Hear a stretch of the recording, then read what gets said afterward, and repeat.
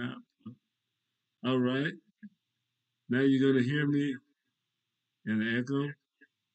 That's not good. Let's see.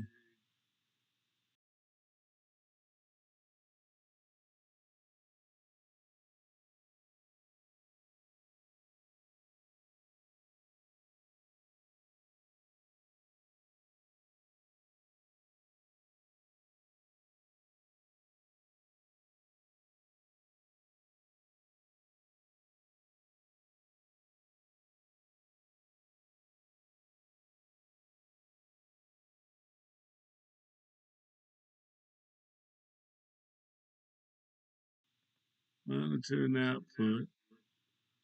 Okay, it sounds like you should hear me there, but I'm hearing me too. Let me turn this on. It takes a little while for it to get there. There's a delay. But anyway, we'll be checking this out. It's going along. We're going to have fun today. Looks like we're having a lot of opportunities to check out our connections and stuff. Yeah, using this laptop, which I'm going to get off of it. I've got another computer to bring in. Yeah. Okay, now I'm hearing myself on Facebook. Let me get that off of here. Oh boy. Okay. Well, let's get on with the show, if possible. Let me get this to there. Have to stop it on the Facebook side where I was listening to. All right. Now we're back. Sorry about the interruptions here, son, but this is live. YouTube, Facebook, tune in. We're all on this live as it's going. But we're glad that you're here with us today. We have some different things that we want to go through and bring you up on. Talk about a little bit of the news that's going on today and some of the things that are happening in the STEM world. So as we get with that, we're going to do one thing that we always do, and we like to tell you what STEM is. STEM is science, technology, engineering, and math, but there's a lot of fields that make up the STEM field. So science, technology, engineering, and math is the broad outlook of STEM, but there are some industries in particular, especially as students are looking to go to college, that they would have to direct themselves into. They can't just say I'm going into STEM or I'm going into science. They have to have a little more. But we're going to talk about that. We also want to talk about this trial that is just starting today. I don't have any updates of what went on in it today, but we will be following that. And by next week, we'll be able to bring you some updates on what's happening. One of the other things that we always like to bring you into is the uh, uh, what's going on at NASA. So every week we tell you what's happening this week at NASA. There's a lot of things been going on. As you know, we have a rover that is on the Martian soil right now and doing experiments and testing out things, and they're even going to see about flying a drone on Mars, which is really interesting. So I don't know. I think I looked it up before, but I have to check. But there is an atmosphere on Mars. Evidently it may not be all oxygen or have a lot of oxygen in it, but in order for the drone to fly, there would have to be some resistance, something to give it lift. So it's not like the moon. On the moon, I don't know that you could fly anything with the wings because there's, very little gravity and then there's no atmosphere. So you have to have some of that if that's true. If we have any aeronautical engineers that can tell us a little bit about getting lift and what it takes for that, we'd appreciate hearing it. But we're going to go right now to what's going on this week in NASA, and we will be right back. Preparing for first flight on Mars, making a splash with Orion, and the space station's next crew prepares for launch. A few of the stories to tell you about this week at NASA. Our Ingenuity Mars helicopter was the focus of a March 23rd briefing at our Jet Propulsion Laboratory in Pasadena, California. The Ingenuity team is targeting no earlier than April 8th for this technology demonstration to make the first attempt at powered controlled flight of an aircraft on another planet.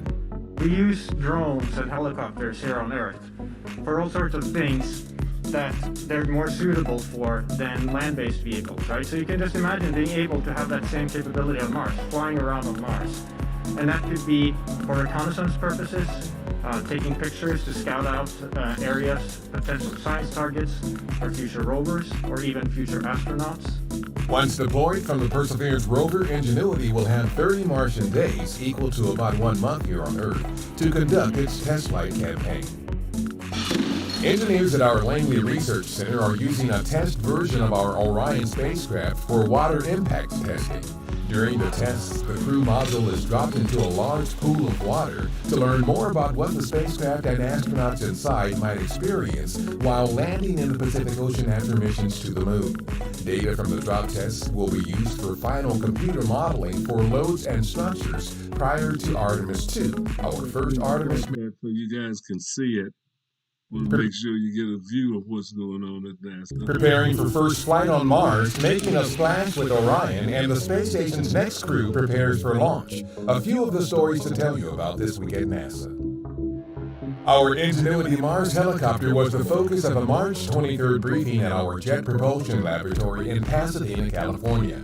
The Ingenuity team is targeting no earlier than April 8th for this technology demonstration to make the first attempt at powered controlled flight of an aircraft on another planet. We use drones and helicopters here on Earth for all sorts of things that they're more suitable for than land-based vehicles, right? So you can just imagine being able to have that same capability on Mars, flying around on Mars.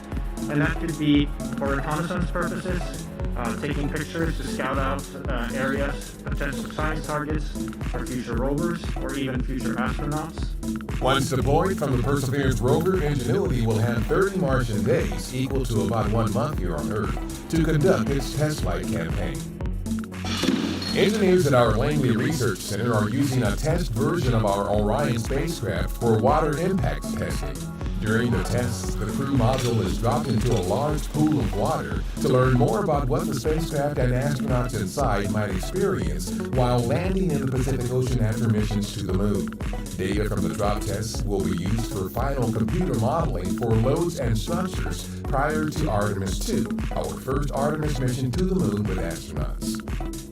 The International Space Station's next crew, including our Mark Vande Hei, completed pre-launch qualification exams and participated in various other activities in and around Moscow, Russia.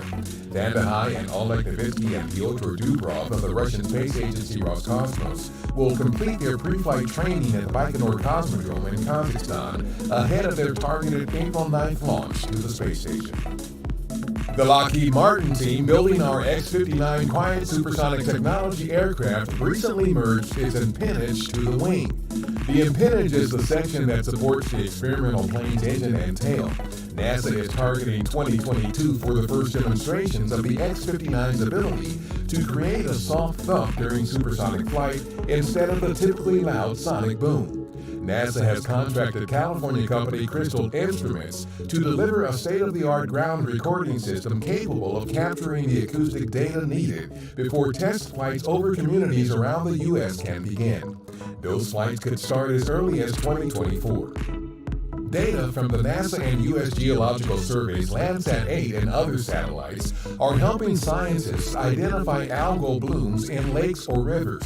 These naturally occurring blooms can make these bodies of water harmful for recreational use. The Landsat 8 data is used to create a product that can help local water or recreation managers identify areas where a potential problem exists.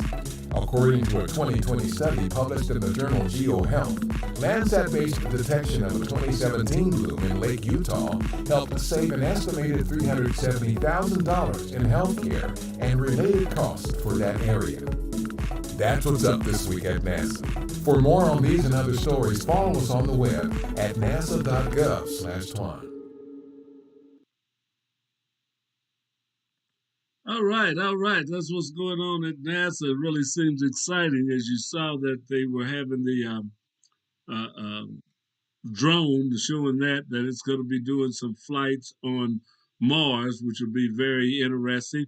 Also, though, one of the things that was good in there that I saw was the supersonic airliner that or airplane that they're testing. They're redesigning the wings so that instead of it making a sonic boom, they're taking away that. They said it'd be like a thump, but the sonic boom would no longer happen.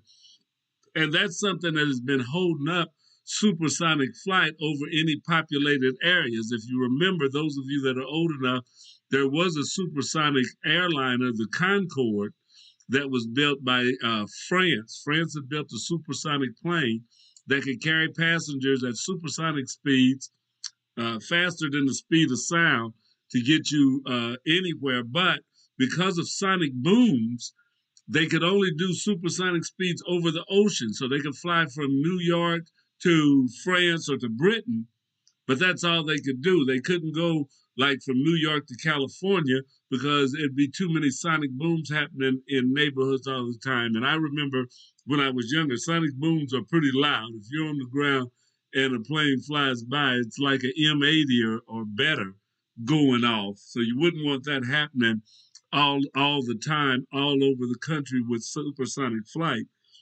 But they're finding ways to design the wings different or design the whole aircraft different so that they can eliminate the sonic boom. If they do that, we'd be able to start developing supersonic airliners to be used in the United States or used over land worldwide, which would be great because that would help shorten the time. Say to fly from New York to California that takes hours now may only take 1 hour, or less.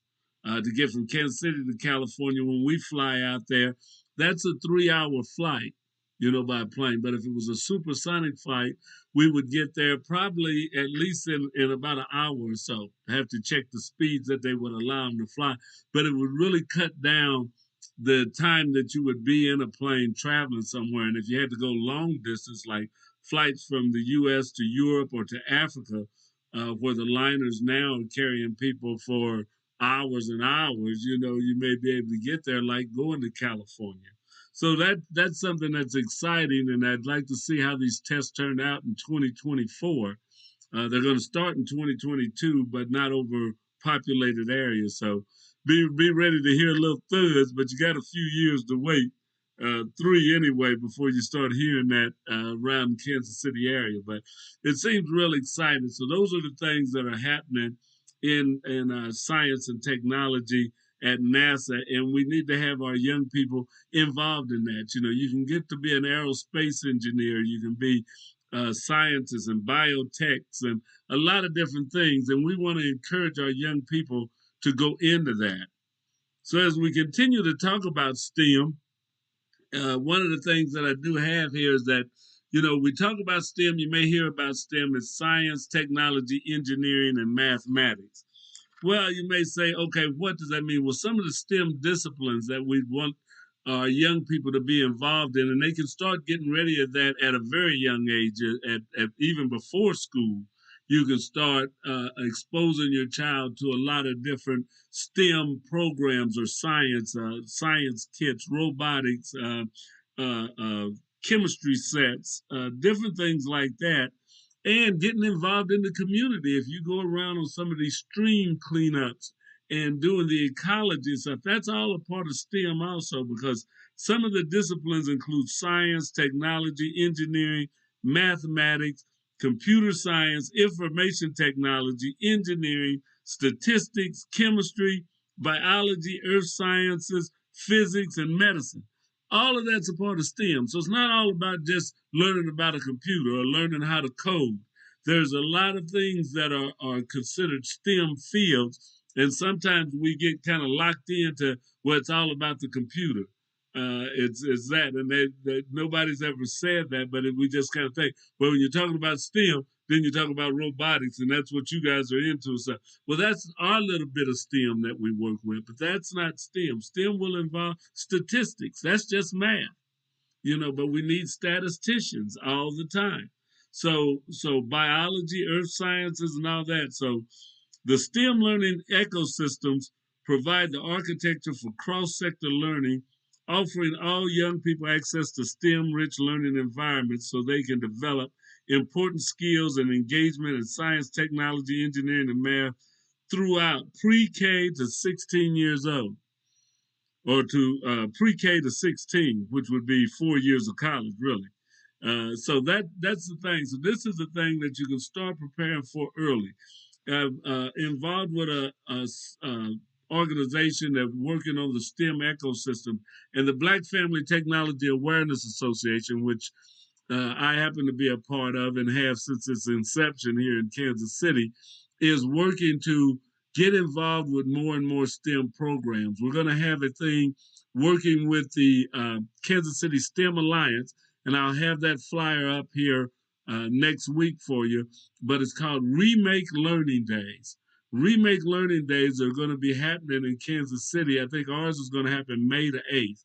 But for 10 days in May, I think from the 1st through the 10th, there's going to be events going on for Remake Learning Days. And it's all about just getting everybody in the city, all the different organizations, so that they can put on events in this week. And you'll get a chance, you can look at a calendar and find out where a lot of things are going on throughout the city, whether they're virtual or hands-on, or a mixture of both. They could be hybrid. That'll be something to get involved in. We're going to be doing our event on May the 8th. I believe it's a Saturday, and we're doing a virtual robotics day. Our coding kit, our coding class that we're doing now, where they're coding robots remotely, the kids are they're learning to practice to put the code in to run them. That's going on right now. So if you have a young person, or if you know somebody has a young person that's interested in robotics, interested in coding, this is, and ages can be, I think we go down to about 7 or 8 and up through high school. They're learning to code. I sat in on the class last Saturday, and they were able to code their robots to write their initials. So that was what they were working on. So to design this robot to move and with a pen actually draw their initials out. So those type of lessons are good to learn in logical thinking and doing coding. So we're breaking them into that so that when we get our hands on, when we meet back with the kids regularly, they'll know a lot more about this coding and how coding works, what you have to do getting involved in coding. So if you know somebody that has a young person that would like to get involved in robotics, in coding, would like to learn, they can always join our class. We do a Zoom class every Saturday from 12 to 1. They can get involved in it. It's absolutely free.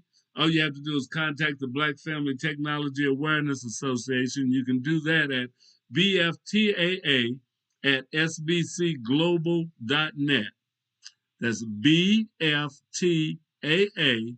at sbcglobal.net. Or you can give us a call. You can call me on my cell, 816-805-0406, or you can call the BFTAA number is 816-781-4050. If you'd like to get your young person involved in a robotics coding class, we're doing that every Saturday now, virtually on Zoom. So you do need to have a computer and internet access at your home or wherever your young person is, but they can start getting involved, and then we're going to be back together building robots with a hands-on robotics school soon. We probably won't do it this year, but if we don't have a summer workshop, school seems like it'll be running regular come September or August, and we hopefully will be able to start our classes with kids hands-on in August. So stay tuned for that. But in May, Remake Learning Days, we're going to have the STEM coding class open to the whole public. Anybody can come in for the STEM class from 12 to 2 on that Saturday. And we'll be glad to work with you. You can see what it's like. See if your child or somebody you know's child would be interested in that. We'd be glad to have you and do that. So we're working with that. But the STEM ecosystem, and there's a lot of groups and organizations working on it. And in the urban core, we have groups, Urban Tech with Ina Montgomery. She's doing a lot of work with young people in the Kansas City School District. Esteem Village with William Wells. They're doing a lot of work with young people and engineering and science stuff that's going on. There's a lady that's working out at Blue Hills with kids doing some coding, and I forget the name of their program.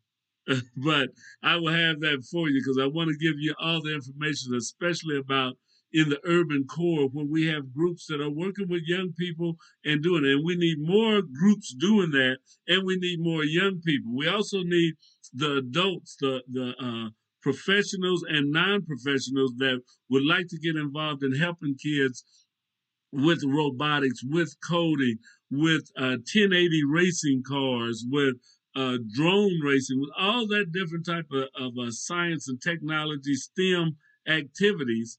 We need to have more parents get involved with it, more adults get involved with it. And you can get involved, if you don't get involved with the Black Family Technology Awareness Association, there are many others that are doing things and working with STEM.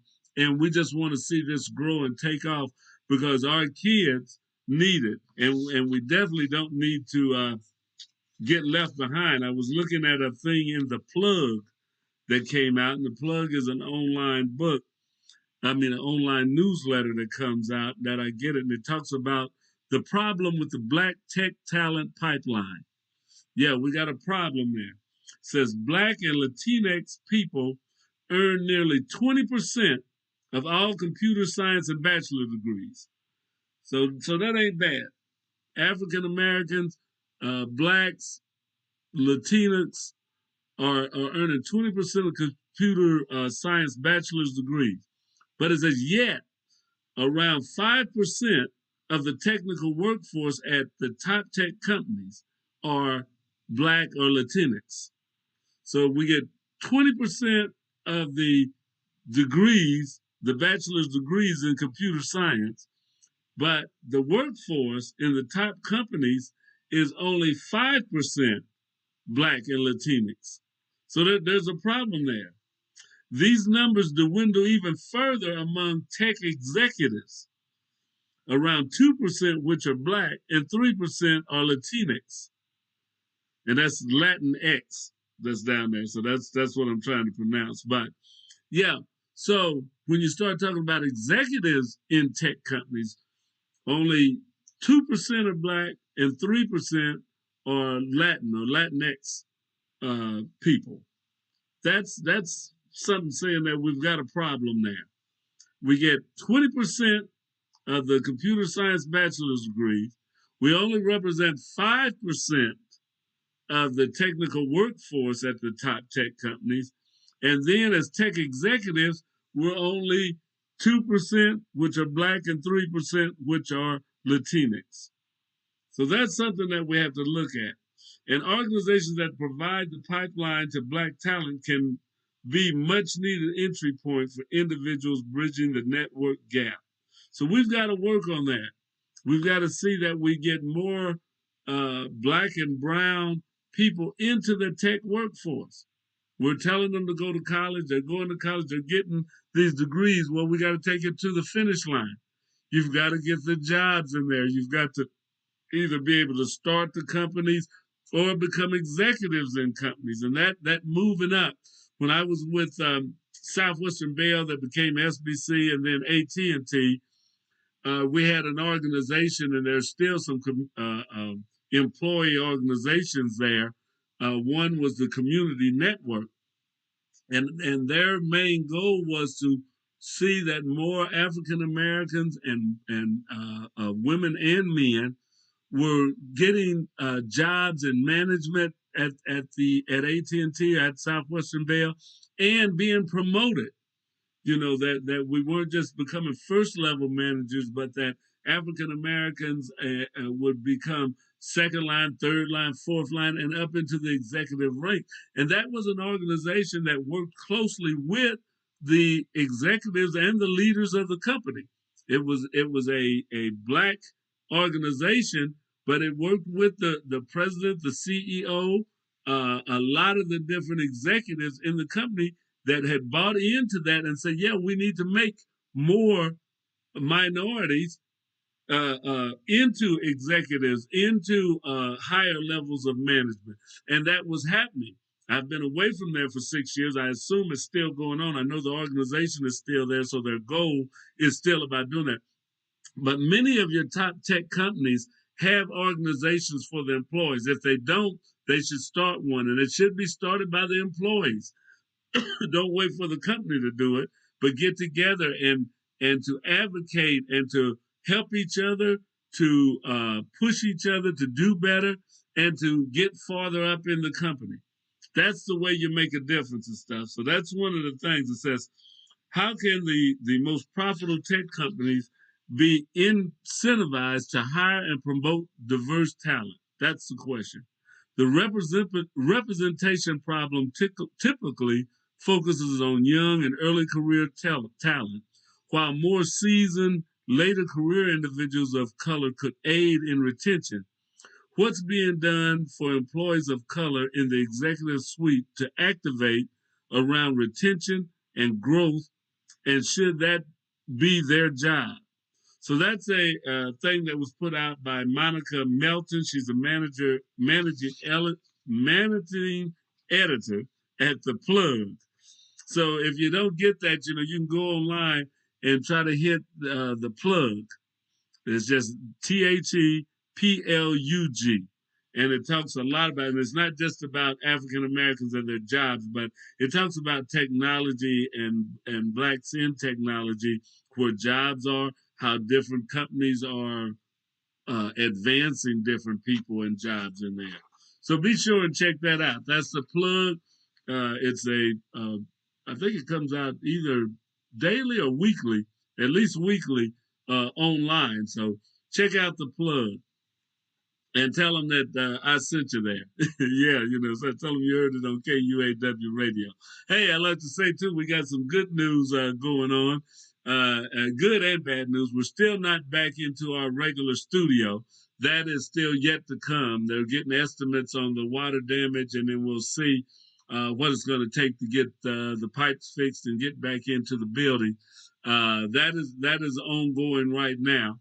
But that fire that happened over in Strasbourg, Germany, that burned our the data center, burned up our server and our connections that we were using to get out on our audio side, our tune in and our other links that were going out.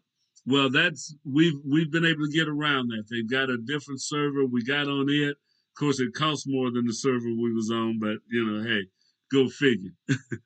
But we got on that. We're back up. Our tune in link is back up. That was a fight that took us almost 15 days to get back together, but we finally got it together, so we're back. You can pick us up on your Google smart speakers, your Amazon speaker. Tell Alexa to play KUAW, and we'll be there. We're also on a few new locations. We use that opportunity to find out that we need to be broadcasting more links, because we're waiting to get tuned in up, and we weren't going out except on our webpage, which is kuaw.org, and that link has been up. We got that link up within 2 days of the fire, but it took us 14, 15 days to get our tune in link back up, which is up now, but that's a long time to be off. And some of the customers maybe have thought we went out of business. We weren't around anymore. We're still here. KUAW is broadcasting. We're bringing you some of the best of information technology, some smooth jazz, some old school, some independent artists. We're doing a lot of different things, a lot of local talk shows, and we want to get into some more poetry and things that are happening. But we're still here. We're also now on site, the online radio box. If you go to the online radio box, search KUAW, we're there. You can pick us up. There's also a site called Radio Garden. Radio Garden has worldwide stations all over the world. It's out of the Netherlands. KUAW is broadcasting 24/7 on Radio Garden. And we have one more that we have completed, I believe. MyTuner. Go to mytuner.com or MyTuner on your phone if you have their app, and KUAW is on MyTuner. So we're on online radio box, Radio Garden, and MyTuner. We're also waiting to see about getting on radio.net and Get Me Radio.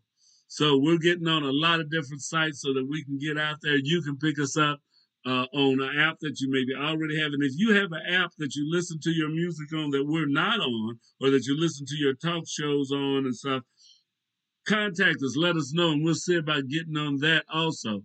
You can put it up on our Facebook page, KUAW-radio, or you can email it to us at KUAW985@gmail.com. Let us know, because we're trying to be everywhere that you are.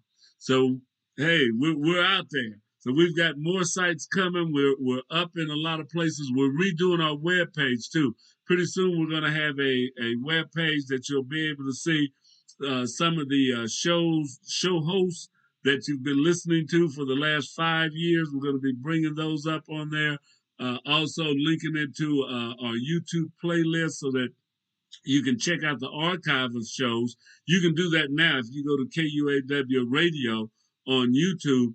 Our old shows, our old broadcasts are all there. We've got a playlist. You can look up a playlist of Truth Be Told or Lene Gray or any of those, and you can pull up any of their old shows and listen to them.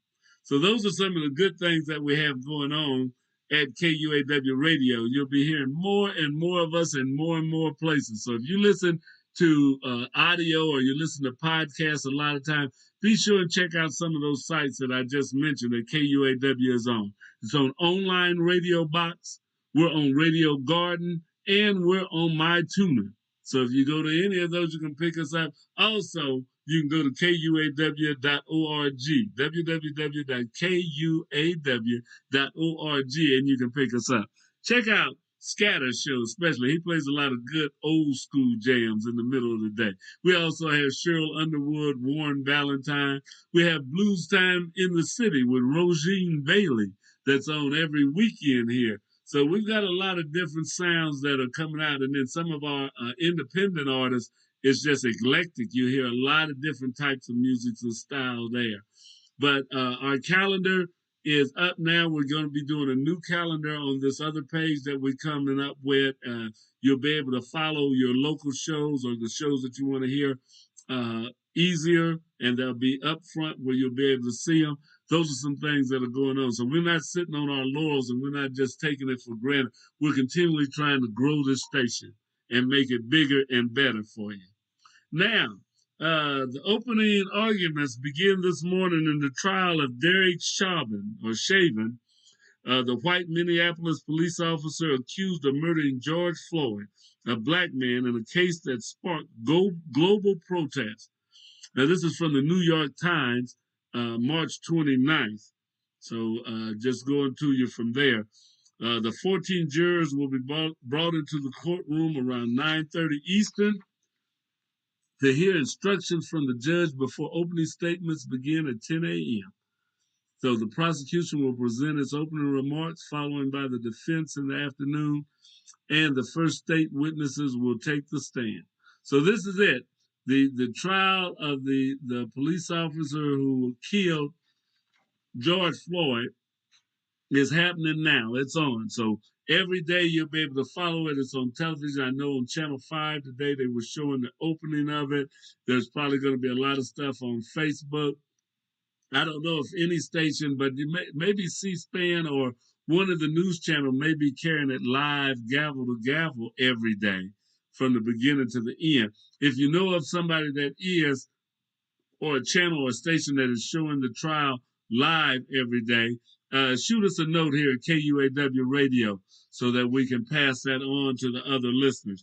But the trial of George Floyd's killer is going on right now and stuff. So he's been charged with second-degree murder, third-degree murder, and second-degree manslaughter. If convicted of second-degree murder, the most serious charge, sentencing guidelines call for 11 to 15 years in prison, though the maximum penalty is up to 40 years. So Mr. Chauvin, who knelt on Floyd's neck for more than 9 minutes, pinning him to the ground, had used similar tactics on others, according to first-hand accounts. So that's something that it wasn't new to him, or he didn't know what he was doing. He has used that before. The family of Mr. Floyd has settled a lawsuit with the city of Minneapolis for $27 million. So these are things that are going on. It says before he was even arrested last fall, Mr. Chauvin agreed to plead guilty to third-degree murder, but the deal fell apart after it was rejected by the Attorney General at the time, William Barr. The Justice Department has revived its civil rights investigation into Mr. Floyd's killing with a new grand jury. So this is a thing that's going on. It says the Minneapolis residents are still at war over policing and allegations of excessive force. So it's not over, and even after this trial, it will not be over because this is just the start of making reforms in policing in the country, and maybe throughout the world. I mean, this protest, this action that you saw, aroused protests all around the globe, not just in the United States, in a lot of countries, and it brings to light that minorities in a lot of places, especially those of color, face what should I say, policing that is often more aggressive, more physical than others. I was checking out another show that and if you listen to some of our shows on our online audio side, because we're on 24 hours a day, I was listening to a show where one of the guys said that he's a reporter. He noticed that the police, this was on Making Contact, the police were real rough on even reporters at the George Floyd protest, knocking them down, breaking their cameras, all of that, as they were shooting rubber bullets and all of that at the black protesters. And he said when there was a right-wing protest there in Charlottesville, where the police were facing off against the Nazis and the skinheads and all of those, that the Nazis kept yelling for them to back up, to move back, and the police started moving back. You know, they started moving back in their line. But now when the Black Lives Matters protest was going on, you didn't see any moving back. If anything, they charged into crowds. Even as they were retreating, they would keep charging and shooting at them. So we see a difference. We saw a difference in what happened in January the 6th, with the police being attacked physically, very aggressive crowds, and no deadly force. Nobody shot and killed. Well, one person was shot and killed inside. But before they got inside and stuff, you know, there was pushing and struggles, and those people were using gas against the police officers and everything, but you didn't see the type of force that you saw against the Black Lives Matters protesters, even in the same city. So those are things that we have to see about getting changed, and hopefully as this trial progresses and as this country progresses, we'll start making those type of changes that are needed. All right. Want to let you know that we started this organization, the Black Family Technology Awareness Association, in 2004. And that was at the impetus of the president of our community network, which I talked about earlier, the African American group at AT&T, or SBC at the time, said that we ought to do something in Kansas City because other cities were doing it, that he had been, and there was a community network chapter in San Diego that had put on an event. So we took it on, and out of that was born the Black Family Technology Awareness Association, from what was originally billed as Black Family Technology Awareness Week. So we started doing a week. But that put us in partnership with the creators of Black Family Technology, or Black Family Network. They started the Black Family Technology Awareness Week, which we did again this year in a virtual way. But they started that, and it was created by a gentleman from IBM and the publisher of the Black Engineer and Information Technology magazine, which is Career Communications Group, Mr. Tyrone Taborn. They put that together. We started doing it in Kansas City. Kansas City had such a big turnout and such a devoted following of volunteers and people working with it that we have been doing the Black Family Technology Awareness Week longer than any organization. Any organization. We've worked with Mr. Taborn. We worked with IBM. AT&T was involved. So we've been doing a lot of work in this for years. And that partnership is still ongoing. So Mr. Taborn came on to our Black Family Technology Awareness Week virtual event that we had this year. and told us about the things that are happening and where Black Family Net and this whole STEM ecosystem that we're building is going. And one of the things that they're doing is a thing called STEM City. STEM City is going to be an online hub for organizations and people to get together. Well, before I tell you much about it, let me see if I can show you something about it. I think I've got it here where I can show you a little bit about what's going on with STEM City. And I've enjoyed it all. That's not it. We got to see if we can find it now. Oh, it's here. Whoa, that's way too big. What if you could build your own city? A place where every child can find nurturing people to help them achieve their full potential. A place where every adult can access job training support. Where health education is abundant. Where social justice ruled the land. A place without limitations. Welcome. You have arrived at STEM City, USA. It is what every city should be. A safe and trusted community where you find people and resources to help you become everything you are and beyond. STEM City is unlike anything you have ever experienced. It is a digital twin of the world around you, only better. STEM City is about energy and soul renewal. It is more than a digital world. You can almost feel the power of live cultural events, music, and theater. STEM City promises a better future for children, with caring mentors and hands-on activities, with dedicated tutors to support our youth. STEM City is your passport to a healthy lifestyle, with weekly events addressing our community's many issues. STEM City is your financial well-being, with helpful information on wealth management, career advancement, job training, and so much more.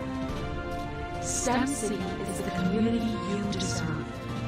It is the city where your dreams can come true.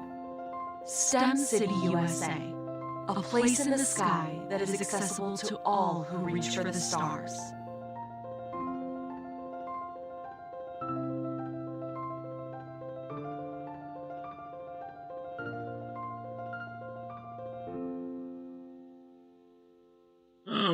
All right. So that's a little bit about STEM City. And I want to let you know that, wait a minute, see if we've got too much going on.